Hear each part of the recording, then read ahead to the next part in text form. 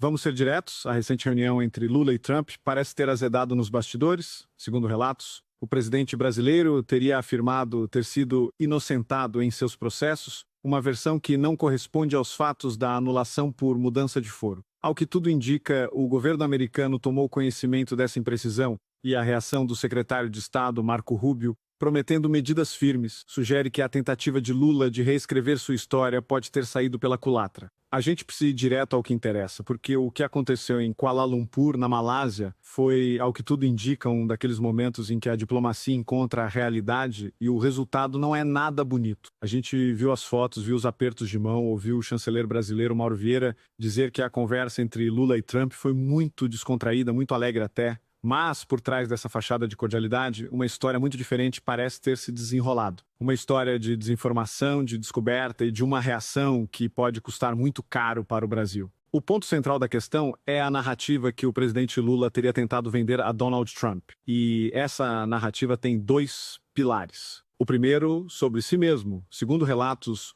Lula teria se apresentado como um homem que foi injustiçado, mas que no final provou sua inocência. E o segundo pilar, sobre seu adversário, de que o processo contra o ex-presidente Bolsonaro, que culminou na sua condenação, teria sido um exemplo de justiça, de respeito ao devido processo legal. Aparentemente, ele tentou vender a imagem de um Brasil onde a justiça funciona perfeitamente e onde ele é a prova viva da retidão do sistema. O problema é que essa narrativa, quando a gente olha para os fatos, simplesmente não se sustenta. Parece que o governo americano, que não é bobo, percebeu isso. Vamos começar pela parte da inocência do Lula. A gente precisa ser muito claro sobre o que realmente aconteceu nos processos dele. Lula foi, sim, condenado por corrupção e lavagem de dinheiro. E não foi condenado uma vez, foi condenado em duas instâncias diferentes, a primeira e a segunda, que são os momentos do processo onde se analisam fatos e provas. Ou seja, os juízes que olharam para as provas, para os documentos, para os depoimentos, chegaram à conclusão de que ele era culpado. O que aconteceu depois? A defesa dele levou o caso para os tribunais superiores, STJ e STF, que, como a gente sabe, não reanalisam provas, apenas questões de direito, de processo.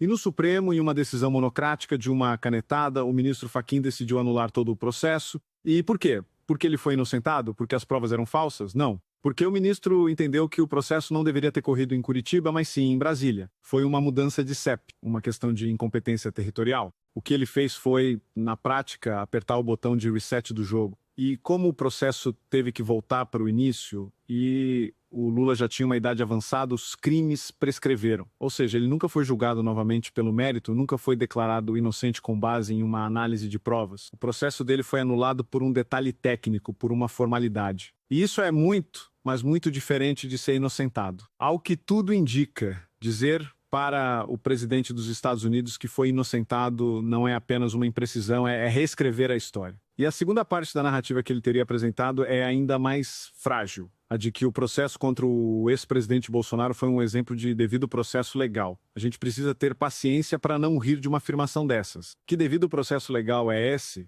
onde a regra do foro privilegiado, que valia para o próprio Lula, foi mudada no meio do jogo para prejudicar o Bolsonaro? Lula, como ex-presidente, foi julgado em primeira instância com direito a todos os recursos. Bolsonaro, também como ex-presidente, foi jogado direto no Supremo em uma instância única, sem direito a recurso. Isso é isonomia? Que devido processo legal é esse, onde o juiz relator do caso é a suposta vítima e o inimigo declarado do réu? Onde os outros juízes da turma são o ex-ministro da Justiça e o ex-advogado pessoal do maior rival político do réu? Que devido processo legal é esse, onde a defesa não tem tempo hábil para analisar mais de 70 terabytes de dados? O que a gente viu não foi um processo, foi para muitos um atropelo. E o que parece ter acontecido é que essa versão da história, essa ficção não colou. O governo americano, que tem consulados, embaixada, agências de inteligência e uma equipe enorme para analisar o que acontece no Brasil, obviamente sabe da verdade. Eles sabem que o Lula não foi inocentado. Eles sabem que o processo contra o Bolsonaro é cheio de questionamentos. E ao que tudo indica, eles perceberam que o presidente do Brasil estava tentando enganar eles, estava mentindo. E qual é a reação de um homem de negócios como o Trump quando ele percebe que está sendo enganado?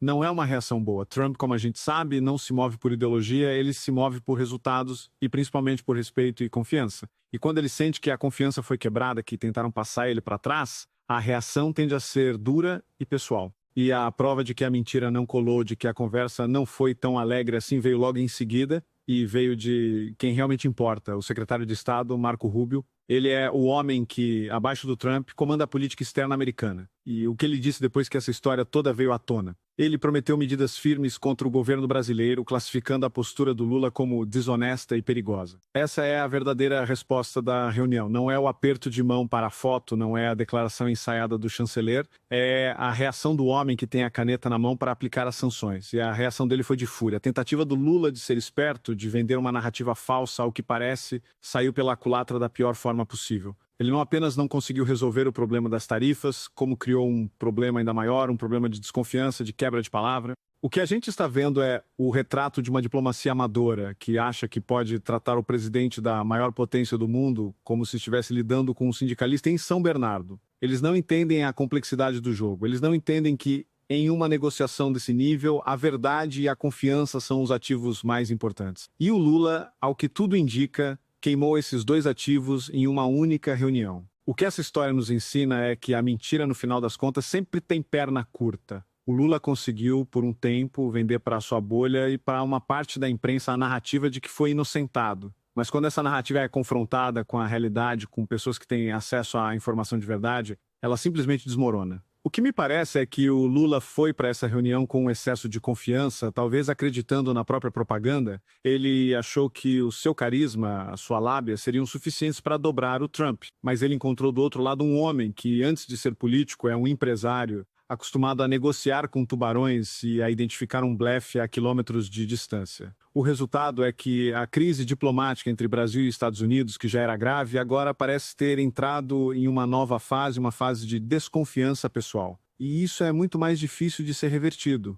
O que a gente pode esperar para os próximos dias? A gente pode esperar as medidas firmes que o Marco Rubio prometeu. Podem ser novas sanções, podem ser mais tarifas, pode ser o endurecimento ainda maior das relações. Uma coisa é certa: a tentativa do Lula de resolver o problema, pelo visto, só serviu para piorar. E quem vai pagar a conta, como sempre, somos nós, o povo brasileiro, que ficamos no meio do fogo cruzado de uma briga que foi criada pela desonestidade e pela incompetência de nossos próprios governantes. Essa história toda é um retrato perfeito da diplomacia desastrosa que a gente está vivendo. A tentativa de enganar o líder da maior potência do mundo é de uma irresponsabilidade que assusta. E agora eu quero saber a sua opinião. Você também acha que a suposta mentira do Lula foi o estopim para a fúria do Marco Rubio? Quais você acredita que serão as medidas firmes que vêm por aí? Deixe seu comentário aqui embaixo, vamos conversar sobre isso. Se essa análise te ajudou a enxergar por trás das fotos e dos discursos oficiais, deixa o seu like e compartilha este vídeo. O Brasil inteiro precisa saber da vergonha que tentaram esconder. E se você ainda não faz parte do Orgulho Soberano,